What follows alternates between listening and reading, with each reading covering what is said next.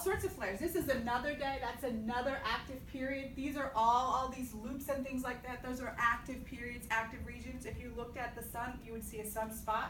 So now I'm going to show you, did they show you this one? At the CCD? So I worked with the CCD to make this one. That's one of my favorites. So this is density. So when that storm comes through, this white area is very, very dense solar storm.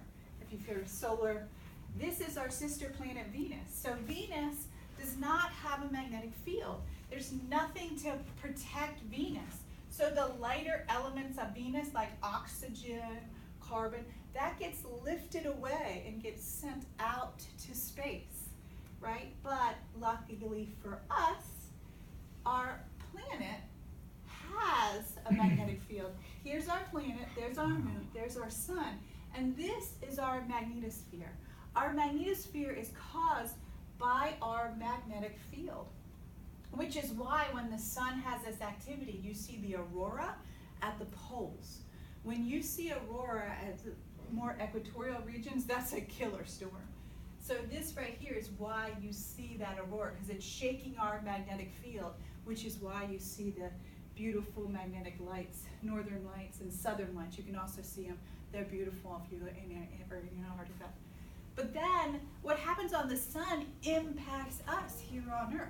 So what you're seeing here is data. This isn't an artist's rendition. This is wind patterns. So the sun impacts our wind patterns. So the bright white is upper atmospheric winds, and the gray is lower atmospheric winds. So downstairs, we have all of the winds from 1979 to the present day. If it also impacts our ocean currents. So this right here is, I'm not showing all of our ocean currents, but I'm showing our fastest moving ocean currents. So this right here is the Gulf Stream. And you can see that's the loop current. That's why they were so worried during the BP oil spill that that water would pull all of that oil from there all the way up the East Coast. Anyway, this is sort of what happens on the surface, but that data set that's run downstairs on our supercomputer has 72 layers of ocean currents. So if you dive down into the ocean, you can see that these purple flows, they're coming from Greenland. And almost every place on the Earth, ocean flows stay in one level. There's only really one place on the Earth where ocean flows go up and down. Where is that? That is in Iceland, because there's something